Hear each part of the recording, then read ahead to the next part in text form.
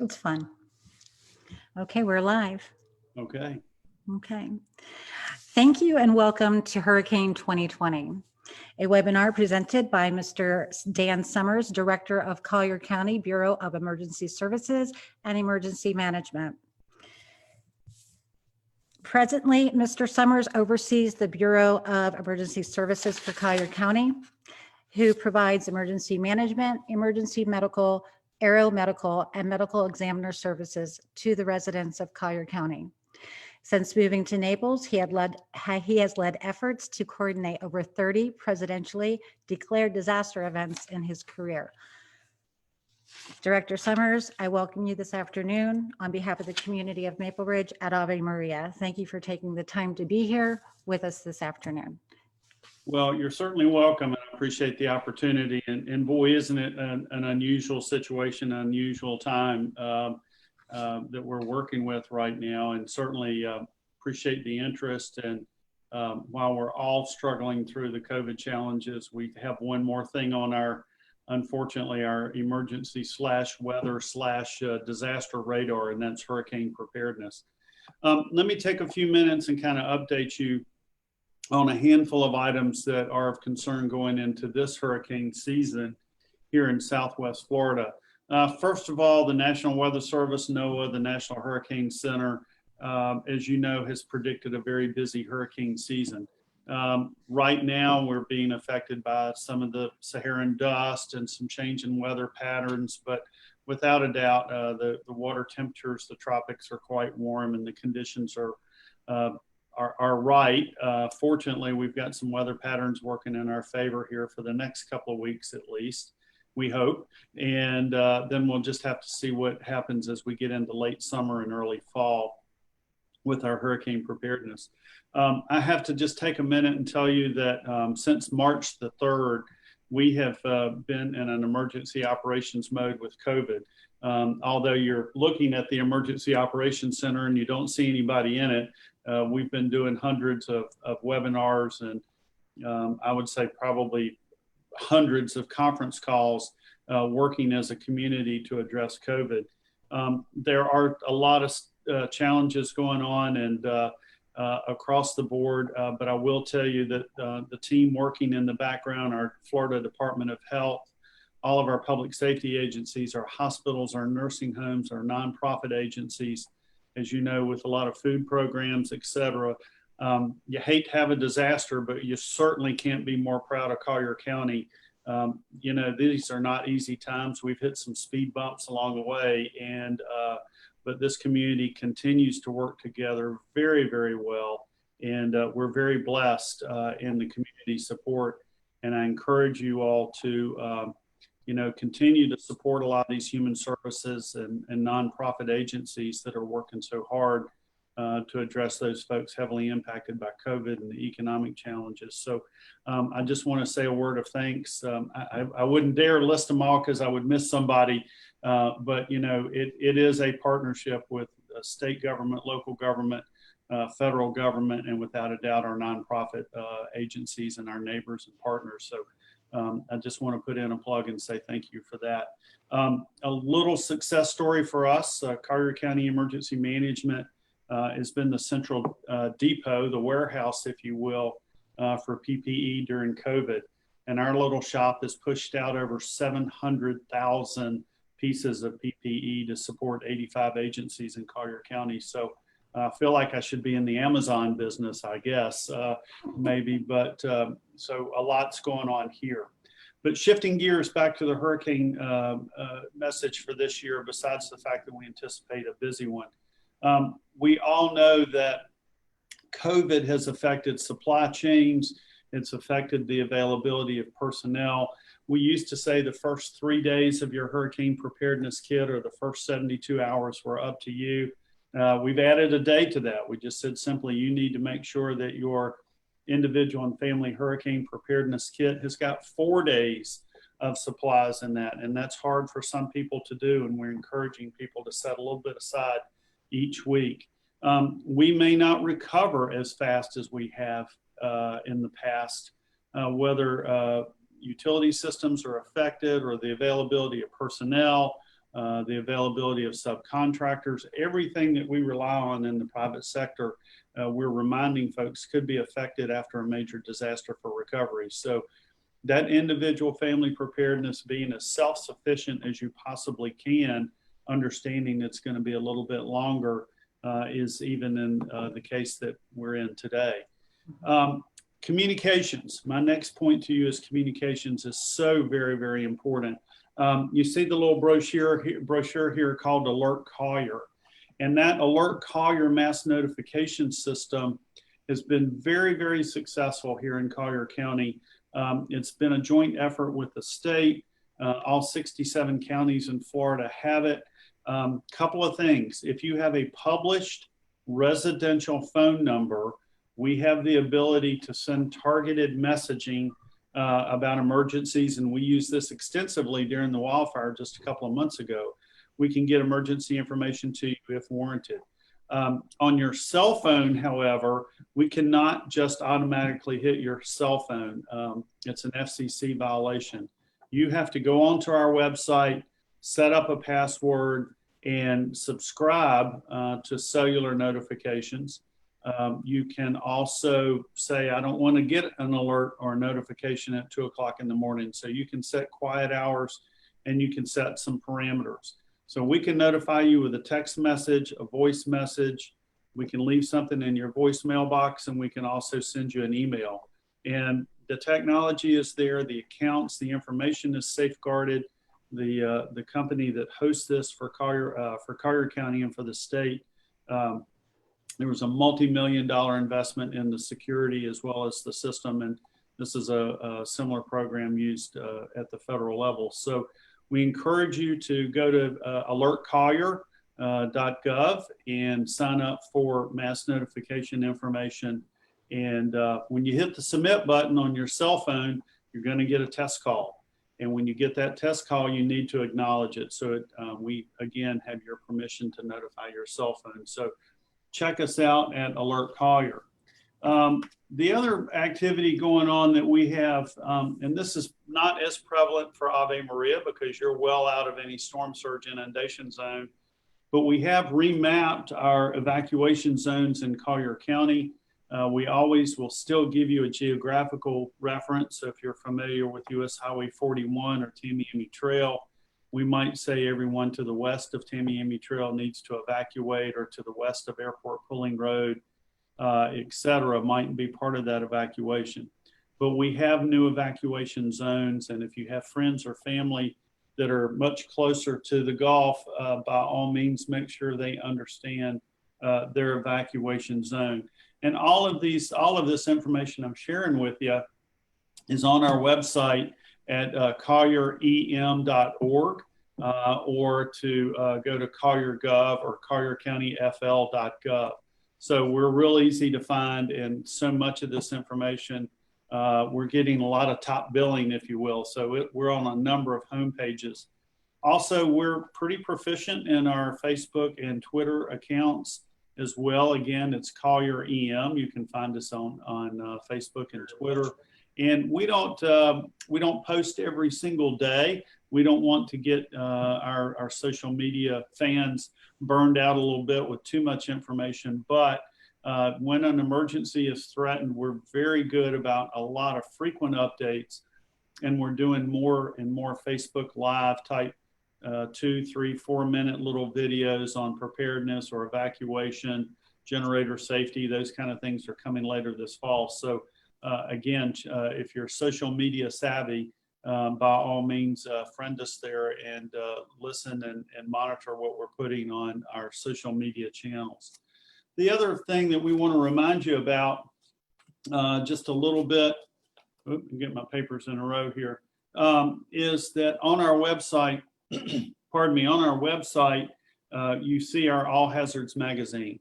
And one of the things I like about the magazine is that it lists evacuation shelters. Not all shelters will be open at the same time, and not all shelters on the list will be open during any particular hurricane, because we will advertise these shelter openings on radio and television and NOAA weather radio, and we can even push it out on our Alert Collier notification. But There are a lot of good points in this particular magazine related to generator safety. How much can you put on a generator? What things should be in your evacuation kit? What things should be in your hurricane preparedness supply? The evacuation routes that get you out of Collier County, and the list goes on and on and on. So want to encourage you to take a look at this online at our Collier EM website, as well as checking us out with Alert Collier. As we go into the depths a little bit of the hurricane preparedness discussion, we again remind folks that, and this is not too applicable for Ave Maria. I can't imagine a storm event of much intensity that would require you to evacuate. But if you're a special needs or you or a family member have some special medical needs, you need to register with us. And let me talk about that special needs registry for a minute. The special needs registry, which is allowed by Florida statute, allows us to at least have a name, an address, and a phone number for someone who may have some very challenging medical needs, may be electrically dependent for survival, meaning that they have to have electrical power for life care, or they have some real challenges with transportation, or some chronic ongoing medical needs. Registering with us lets us have visibility and check on you, at least by phone, to see how you're doing during a disaster event. And if necessary, we can help you get to an evacuation shelter, what we call our special needs shelter or functional needs shelter, which happens to be out in your neck of the woods, which is Palmetto Ridge High School. But again, those are for primarily, that facility is staffed by Florida Department of Health personnel, as well as pre-hospital care personnel. And it's very basic services. We've invested a lot of money in redundant backup power and some oxygen capability and some specialized cots and blankets and a little bit of basic medical care. So, you know, it's not a hotel and it's not a hospital, but it is a refuge. And so if you feel like you or a family member might need those services, that special needs registry is also located on our website, and there's some paperwork involved there. And we can check on you during the storm as long as communication is still in place. And if you need some transportation or some specialized services, our team will do our best to work with you and your caregiver to make sure that we can provide you some level of refuge and some level of support. So don't forget about that and pass the word on that as well. But just to kind of, I want to make sure we have an opportunity for some questions today. Understand that right now with all the challenges with COVID, retail systems, your individual and family preparedness is so important. If you're going to leave, we encourage you to leave early, not hours early, days early in the event of a pending hurricane. Make sure that you understand your drive time, you've got your resources, you've got a place to go with family, friends, or a hotel well inland. Our current rule of thumb about, you know, folks ask me, okay, well, you know, what am I really evacuating from? What you're evacuating from is storm surge or flooding. Our newer building construction, our newer building standards, our rule of thumb is we want you to hide from the wind, but we want you to run from the water. Storm surge continues to be the biggest threat, and certainly the storm surge is most prevalent along the coast. Wind-wise, as you know, if you were here during Irma, we took some pretty substantial winds. We took a 140-mile-an-hour gust here on the roof of this building and did very, very well. So in most cases, with newer construction, you can shelter in place in many locations in Collier County, and I can assure you, you'll be more comfortable at home than you will be in a shelter. But again, if sheltering is a last resort, it is available. We'll advertise it, make sure it's known. And again, when we get to the shelter, we've even got some challenges with COVID there. So the census that we have at the shelters will be a lot less because we need to implement social distancing at the shelter. The food service is always very basic in a shelter operation. That food service capability is going to have to be changed due to COVID. And certainly after the storm, we're going to release people from the shelter as soon as possible, again, to give people their social distancing environment. So the shelter situation is really a difficult one now that we're, addressing COVID the way we are. So it's really setting up some very big challenges for local emergency management, our school district, our county employees, and Red Cross that all work together on these evacuation shelters. So sheltering with family or friends or sheltering in place at your home after some evaluation is certainly the best course of action. I mentioned it at the beginning, and it's even more important here if we go through a hurricane event. We need you to be patient. We ask everybody in the community to help us be part of the solution, not part of the problem. And that means, it's not getting out in drive time. It's not looking at damage. It's not getting in the way of first responders and tree crews and those kind of things. But it is about helping your neighbor.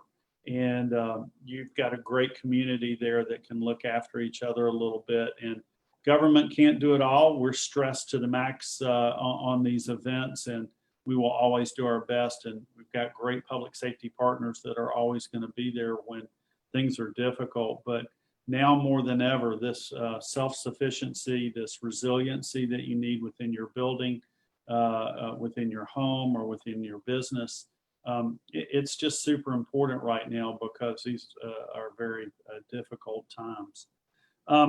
Couple other last words here. And I went through this in my home. I live in North Naples, and I've done a truckload of disaster events, and you've really, and I got burned personally a little bit by this, is you really need to know your homeowner's insurance policy. Understand what those capabilities and limitations and deductibles and when deductibles are within your insurance policy. Your insurance policy is really your first line of defense, your first line of cash, if you will, for part of that recovery. So you think you read your policy 2 years ago and you've renewed your policy, you need to give it another good hard look and make sure you understand the financial implications with your policy and deductibles when you go through one of these storm events. And keep those important papers readily available, keep backup information, store that information safely. And again, look at all the resources that we've provided online, our magazine, ready.gov. The thing that people say, oh, well, I'll figure it out when the wind starts to blow and this, that, and the other. And I will tell you, we hear this from time to time about the fact that people said, well, I'll just wait till we're under a hurricane watch or we're under a hurricane warning and I can do what I need to do. You're going to find real quickly, if you're not prepared in advance, those hours are going to vaporize. And suddenly you're going to be out of either daylight or enough time to get ready, or not be able to get some of the errands run that you need to get done. So by all means, lean into this storm heavily with preparedness and, be in a position to help your neighbor out whenever you can. So those are some of my highlights. Let me just stop and take a breath here and see if there are some questions from the group. I don't see any, Mr. Summers, at this time. However, you just gave me a wonderful idea, and I think that I am going to hunt down somebody, an insurance professional, to go ahead and maybe present the things to look for in our homeowners insurance policies. So thank you for that. I've spent 43 years in Southwest Florida, and I've seen my share of storms myself. So, the idea of every time you go to the grocery store, pick up a few items that you can have at your disposal instead of rushing out to the stores and then ending up not being able to buy it because everybody else has. So those are great. Yeah. And Michele, let me, while we're thinking here a little bit, let me also add kind of stress the importance when we talk about communications. And, sometimes we fall into that trap that when the power's out, we think we can get the internet, and that's not always the case. So you want to make sure that any information that you get in advance, in case we lose connectivity through phone or smartphone or internet or the absence of backup power at home, those kind of things. So again, going to the internet now is the best thing to do. But also remember that there's some other media that you can take advantage of. First of all, it's the NOAA Weather Radio. They're about $39. You'll see them on the end caps at Publix. You'll see them at Lowe's, Home Depot. NOAA, the National Oceanic and Atmospheric Administration Weather Radio. And that weather radio sits silently on your counter, and then it will alarm, for example, a tornado warning or flash flood warning or hurricane warning. But that's a constant broadcast. You just touch the button, you get a constant broadcast of information from the National Weather Service, pardon me, from the National Weather Service over in Miami, as well as the National Hurricane Center. I also can interrupt that device. I can also send a message through the NOAA Weather Radio. And that's a good investment. It is on the FM band. The tower is very centrally located in Collier County, and the signal is very good. So the NOAA Weather Radio is a great source of information. Little pop quiz.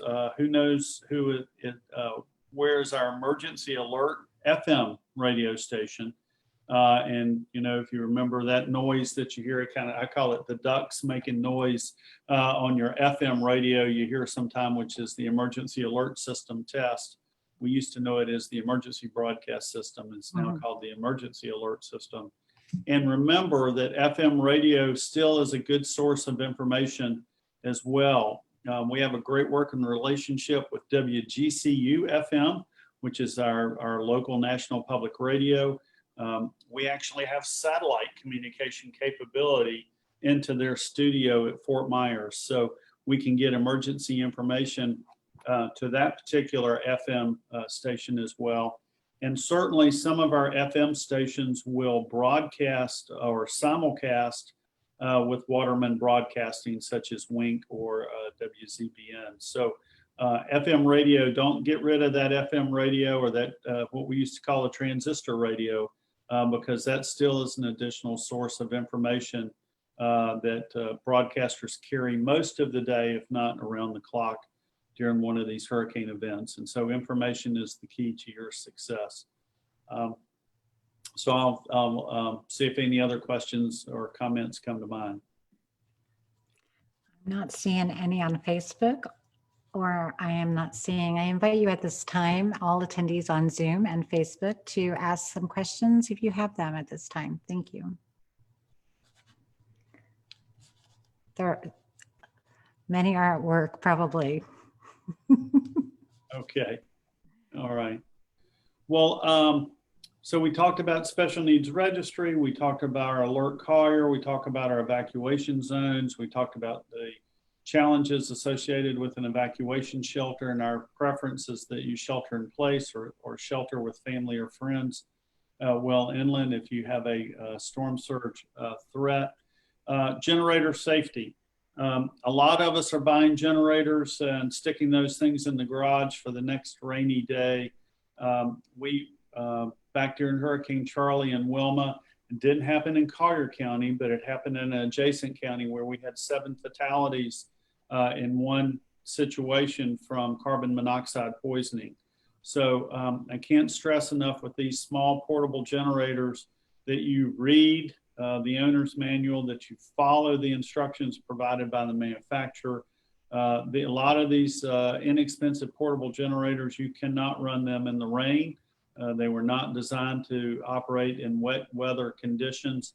They're designed for daylight hours and dry conditions if you have a small portable generator to support your home during these power outages. So we don't want that to happen. Don't run those in the lanai, don't run them in the patio, don't run them in the garage, even with the garage door open, because of the carbon monoxide accumulation. So we just beg you to follow the manufacturer's requirements on those generators and connect the appliances directly to the generator. Don't try any fancy wiring at home. If you incorrectly connect a generator to your power box, you can send power down the street to an unsuspecting emergency responder after it goes through a transformer, and you can kill somebody. So if you're going to hook up or do a permanent installation with your generator, pull a permit, have an electrical contractor or professional electrical contractor do the work, have the work inspected. So you don't want to take lightly any installations or semi-permanent installations with a generator, because you could hurt a utility worker, you could hurt an emergency responder downrange from your house if you send power in the wrong direction. So carbon monoxide, got to pay attention to the proper storage of gasoline and the proper operation of those generators, so we don't have any kind of local disaster like that in our future. So I'll kind of throw that little little friendly reminder in there about generator safety. Oh, thank you. That's an important one, and I do remember those fatalities that did occur as a result of generators, and it's frightening. You know, I had mine outside here in Ave, and I was even afraid that the backdraft was even too close to the garage. I was still kind of scared about that, but I had it extended as far as I could. Good. That's good. I would just remind you again, we've got lots of good applications in Collier County, whether you download our Facebook and Twitter or the county's mobile app. The other thing to keep in mind is that please don't dial 911 for things like trying to find out if Publix is open or Lowe's or when's my cable coming back on. Our 911 center gets incredibly busy, and the 911 call needs to be reserved for that true life-threatening emergency situation. If you're looking for more information that for some reason we haven't broadcasted or you just haven't come across, you have two options in Collier County. We set up a call center, and I wish I had it in the camera shot, but we have a call center just for our emergency operations center with about 16 personnel that man those phones. And so you can dial 311, which is general government information, or our 7-digit number if you're out of town, our 239-252-8444. And I'll repeat that if you're out of town, 239-252-8444. And that gets our emergency information hotline. So it's not a 911 center, but it's just a regular call center. If you want to find out a little bit about damages or shelters open, if you want to find out about retail availability, we'll do our best to get the backup information that you need in terms of community response and recovery, what's going on, what roads are open, what roads are closed, those kind of things. During Hurricane Irma, that call center took 37,000 phone calls. So, you know, we're used to people asking the question if they can't get it off of their device, et cetera. And we'll do a good job of getting that information to you as best that we can. So again, a ton of information out there, and that's really what you need to guide your decision making for your evacuation and or your potential reentry back into Collier County. One last point that I can think of is that Lee Co-op provides most of your power, as I recall, in Ave Maria. But it is important, if you're a Florida Power and Light customer, if you're home, if your power does go out, it's perfectly acceptable to call the power company, even if and let them know that your power is out, even if your neighbors are without power. And what that does, in some cases, when there is restoration going on, if a connection failed between your main power source, let's say your street or a transformer down the street, and they light up the street, but your house doesn't get power, when you report it, it will show up on the computer in the utility technician's truck to say, hey, we've got power all the way down the street, but we have a couple other outages and there could be some other infrastructure or power line damage. So you always kind of do the power company a little bit of a favor to go ahead and report it, even if your entire neighborhood is out. So it will allow the smart power grid to be utilized to get power to your home, as well as remind the line technicians that there might be other things in the neighborhood to check on. So have those numbers handy for both Lee Co-op as well as Florida Power and Light. So that's about all I have, Michelle. That was very interesting too. I didn't realize that, but of course, with technology today, why wouldn't it be like that, where you're able to clue the actual technicians into that? Yeah, so it's not ever a wasted phone call, right?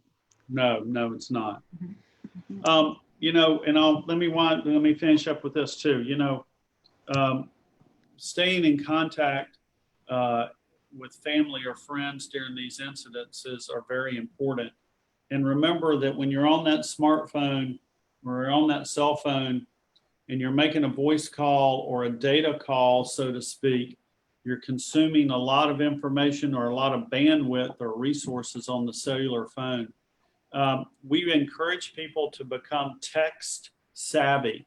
You can have a group text with your neighborhood, a group text with your family members, and you can communicate even when the cell phone network is impaired by high volume of traffic.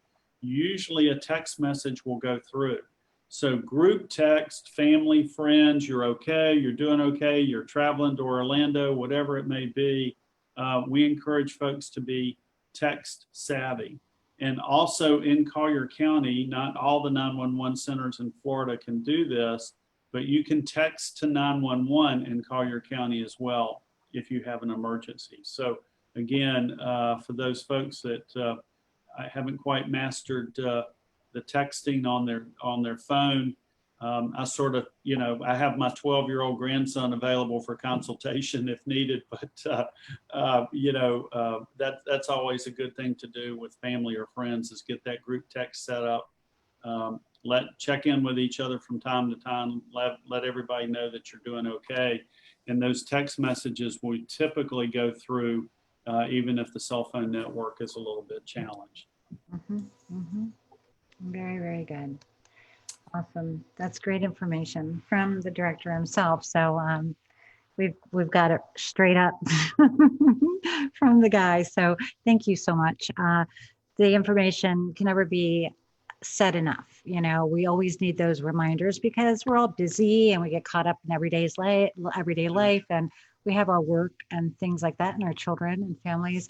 And it's so easy to put that stuff off, you know, the necessary things, the preparation.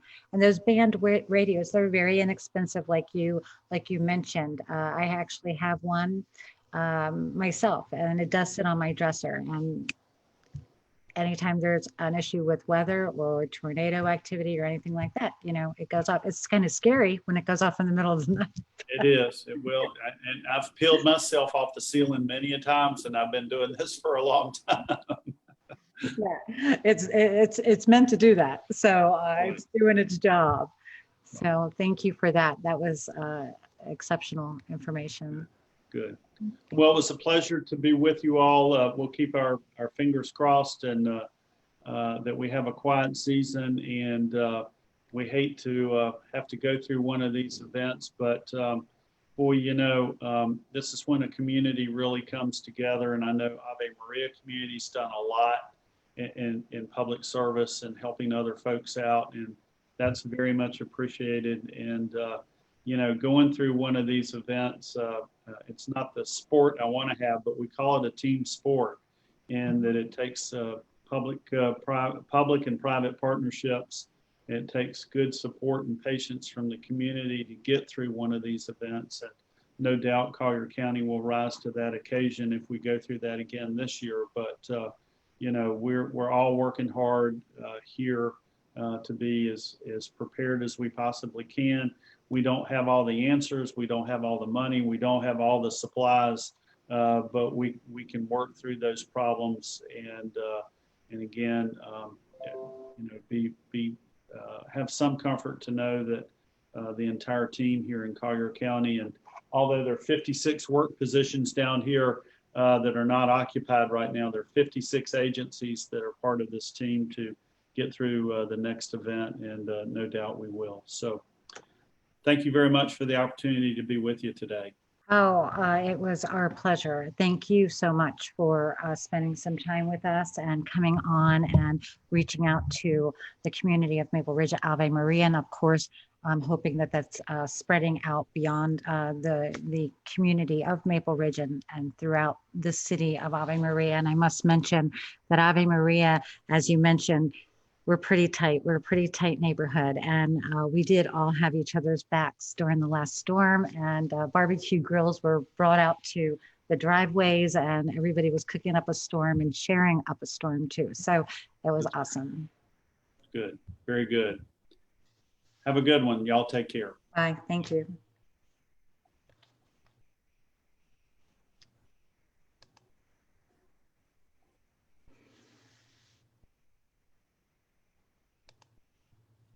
All right. Thank you for all of you who were live with us this afternoon to listen in to Mr. Dan Summers with the Collier County Bureau of Emergency Management Services. Thank you for taking the time.